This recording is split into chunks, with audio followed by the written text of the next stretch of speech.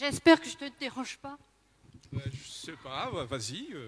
Il y a du monde ici, hein. Oui. Eh bien, écoute, Rémi, voilà, figure-toi que ce matin, quelqu'un m'a posé une question. Et sur le coup, je n'ai pas su quoi répondre. Alors, je lui ai dit, je vais y réfléchir et je reviendrai vous revoir pour vous donner quelques éléments de réponse. Et puis, après, j'ai pensé, peut-être que réfléchir tout seul, c'est pas très bien, mais réfléchir à deux, c'est mieux. Alors, j'ai pensé à toi. Merci. Est-ce que tu veux bien m'aider, s'il te plaît? Je veux bien, mais Catherine, quelle est ta question? Quelle est la question qui se pose? Ah oui. La question à 1 000 €, qu'est-ce qu'être missionnaire? Ah Comme oui. ça, à brûle-pourpoint, ça te dit quoi? Bien, ça me fait penser à une phrase du pape Paul VI qui disait « L'Église, elle n'est que si elle est missionnaire ». Ah, mais bien sûr. L'Église, c'est l'ensemble des chrétiens. Oui, tous ceux qu'on voit ici. Le peuple de Dieu. On peut dire en somme qu'être chrétien, c'est être missionnaire. Ça me rappelle aussi cette parole de Jésus. Allez de toutes les nations, faites des disciples. Baptisez-les au nom du Père, du Fils et du Saint-Esprit. Et apprenez-leur à garder tous les commandements que je vous ai donnés. Oui, mais Jésus ajoute aussi, et moi je suis avec vous tous les jours jusqu'à la fin du monde. C'est génial. Oui. C'est ça c'est très important, parce que nous ne sommes pas tout seuls pour cette mission.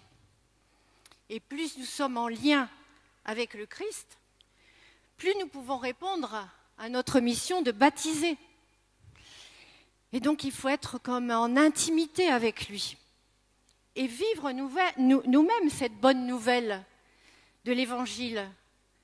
Recevoir l'amour du Père, à partager cet amour avec nos frères à la manière de Jésus. Oui, Catherine, à la manière de Jésus. C'est vraiment lui notre modèle. Tu sais, le pape François insiste beaucoup pour que nous nous laissions rencontrer par le Christ. Il écrit ceci: « J'invite chaque chrétien à renouveler aujourd'hui même sa rencontre personnelle avec Jésus. Ou, au moins, à prendre la décision de se laisser rencontrer par lui, de le chercher chaque jour sans cesse. » Et nous pouvons le rencontrer quand nous lisons et partageons avec d'autres la parole de Dieu. Oui. Tu sais, je pense à Madeleine Delbrel, cette femme missionnaire dans sa ville d'Ivry-sur-Seine, où elle était entourée de beaucoup de non-croyants. Et elle disait, la parole de Dieu, on ne l'emporte pas au bout du monde, dans une mallette. On la porte en soi, on l'emporte en soi. On ne la met pas dans un coin de soi-même, dans sa mémoire, comme sur une étagère d'armoire bien rangée. On la laisse aller jusqu'au fond de soi. On ne peut pas être missionnaire sans avoir fait en soi cet accueil franc, large, cordial à la parole de Dieu. Et cette parole, sa tendance vivante, elle est de se faire chair en nous. Et quand nous sommes ainsi habités par elle, nous devenons aptes à être missionnaires. Et oui, c'est bien cela. C'est fondamental, être à l'écoute de la parole de Dieu et bien sûr en vivre. Si nous en sommes familiers, eh bien petit à petit, Jésus habitera en nous et comme saint Paul nous le dit, ce n'est plus moi qui vis, c'est le Christ qui vit en moi. Ça me rappelle un autre passage du pape François dans La joie de l'Évangile. Il nous parle de Jésus comme un modèle et il dit quel bien cela nous fait de le voir proche de nous. Quand il parlait avec une personne, il la regardait dans les yeux avec une attention profonde et pleine d'amour. Nous le voyons aussi accessible quand il s'approche de l'aveugle au bord du chemin et quand il mange et boit avec les pécheurs, sans se préoccuper d'être traité d'un glouton ou d'un ivrogne.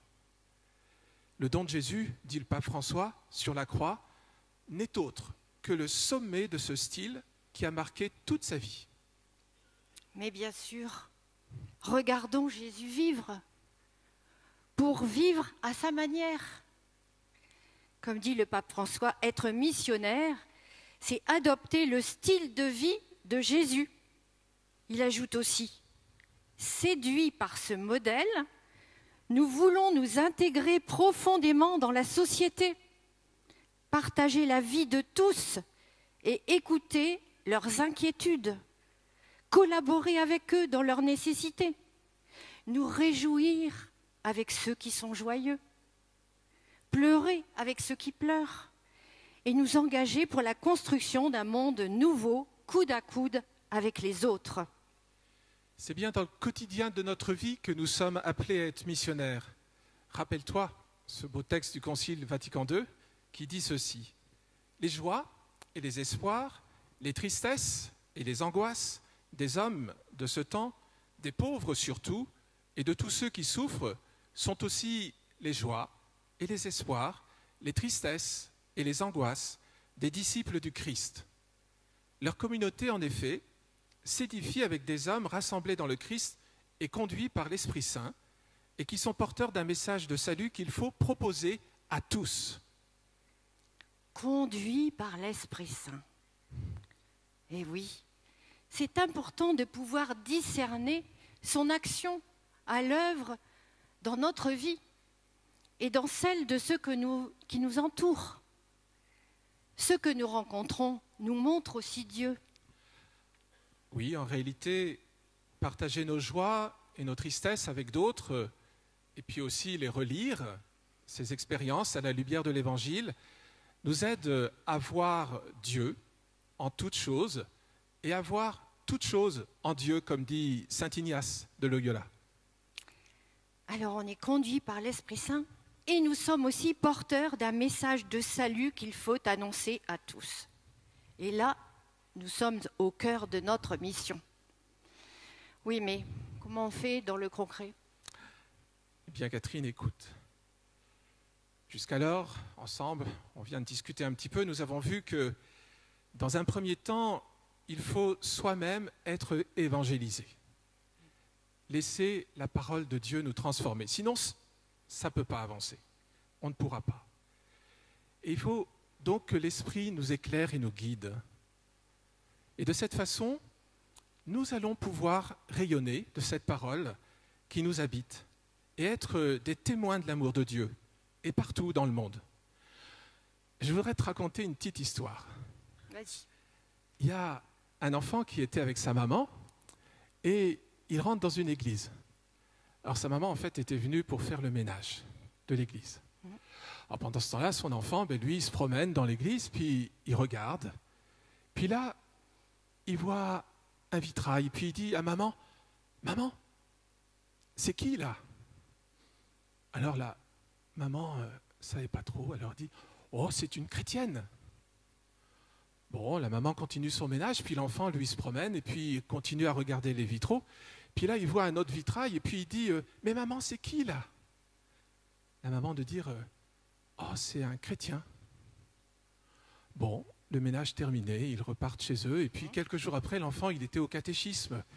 Alors il y avait l'animatrice qui était là, puis qui dit, « Voilà, aujourd'hui, on va parler de ce qu'est être chrétien. »« Oh, madame, maman, moi, je sais ce que c'est que d'être chrétien. »« Ah bon, alors c'est quoi être chrétien ?»« Ah, mais c'est quelqu'un qui laisse passer la lumière. » Waouh, laissez passer la lumière. Oui, c'est ça. Nous sommes en quelque sorte des passeurs. En effet.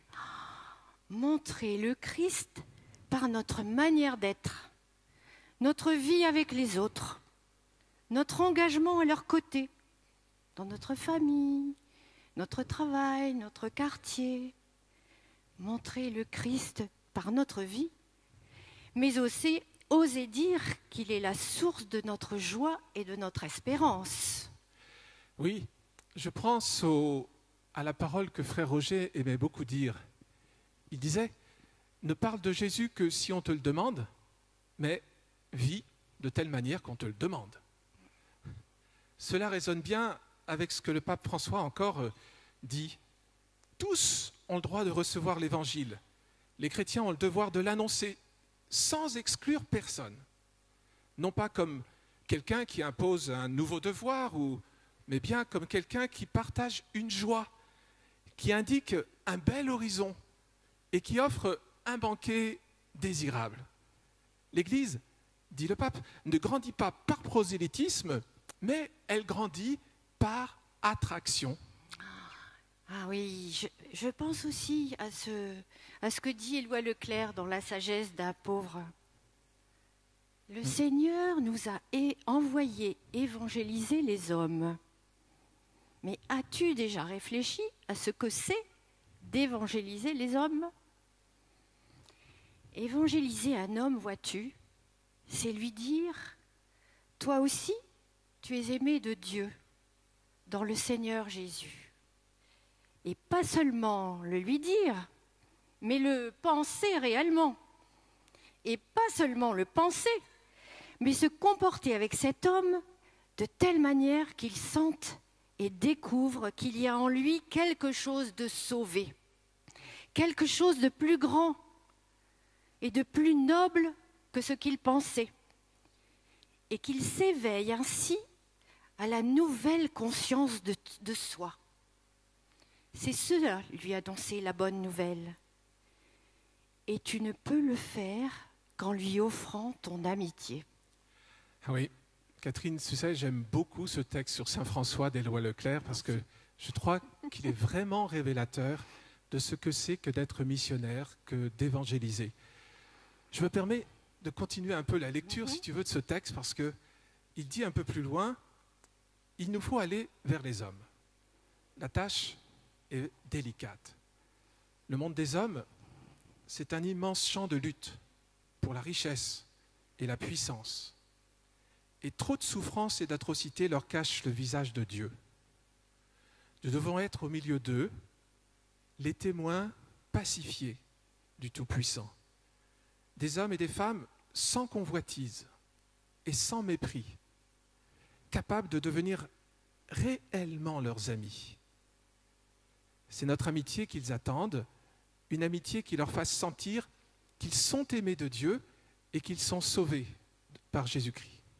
Eh oui, et tout cela suppose un grand respect de la liberté des personnes et une confiance absolue dans l'esprit à l'œuvre en elles. Comme disait le pape François dans un dialogue avec des journalistes qu'il interrogeait sur l'évangélisation, il disait « La conversion ne peut venir que de la force et de la douceur de l'Esprit Saint. Non d'une tentative de convaincre l'autre mentalement par la raison. » Et oui, c'est pas le fait que voilà, on va faire des grandes logiques, c'est toute une attitude intérieure qu'il faut avoir et qui rayonne, qui laisse passer la lumière. Le pape dit encore, nous sommes invités à rendre compte de notre espérance. Ça, Saint Pierre l'avait dit aussi. Mais, il précise, non pas comme des ennemis qui montrent du doigt et condamnent, mais que ce soit avec douceur et respect. Et aussi en paix avec tous, si possible. Nous sommes aussi appelés à essayer de vaincre le mal par le bien, comme dit saint Paul, en considérant toujours les autres supérieurs à soi. Eh bien, dis donc, tout cela demande beaucoup de foi, de persévérance et aussi de l'humilité. On pourrait bien se décourager devant l'ampleur de la tâche. Oui, mais n'oublions pas que nous ne sommes pas seuls et que nous sommes des passeurs. Eh oui, nous sommes des passeurs. C'est l'Esprit qui travaille, c'est lui qui donne les fruits. Écoutons une dernière fois, allez. Non, avant-dernière. Le pape François. Parfois, il nous semble que nos efforts ne portent pas de fruits. Pourtant, la mission n'est pas un commerce, ni un projet d'entreprise. Pas plus qu'un un organisme humanitaire. Ce n'est pas davantage un spectacle pour raconter combien de personnes se sont engagées grâce à notre propagande. La mission, c'est vraiment quelque chose de plus profond, qui échappe à toute mesure. Peut-être que le Seigneur passe par notre engagement pour déverser des bénédictions quelque part dans le monde, dans un lieu où nous n'irons jamais. On ne sait pas. L'Esprit Saint, le dit Saint Jean, il agit comme il veut, quand il veut, où il veut. Alors, avançons, n'ayons pas peur, engageons-nous à fond, mais laissons-le rendre féconds nos efforts, comme bon lui semble. Oh ben ouf, ça nous soulage. Oui. Laissons faire l'Esprit Saint. Enfin, pas seulement. En fait, pas moyen de nous défiler, car le pape François ajoute « La mission est quelque chose que je ne peux pas arracher de mon être si je ne veux pas me détruire. Je suis une mission sur cette terre, et pour cela, je suis dans ce monde. Je dois reconnaître que je suis comme marqué au feu par cette mission, afin d'éclairer, de bénir, de vivifier, de soulager, de guérir, de libérer. Alors, allons-y, n'ayons pas peur, osons aller à la rencontre des autres, là où Dieu nous précède, proposons-leur notre amitié et invitons chaleureusement dans nos fraternités. Merci Rémi pour ton aide. Je m'en vais tout de suite rejoindre mon questionneur. Oui, à bonne bientôt. rencontre avec lui. Belle fraternité.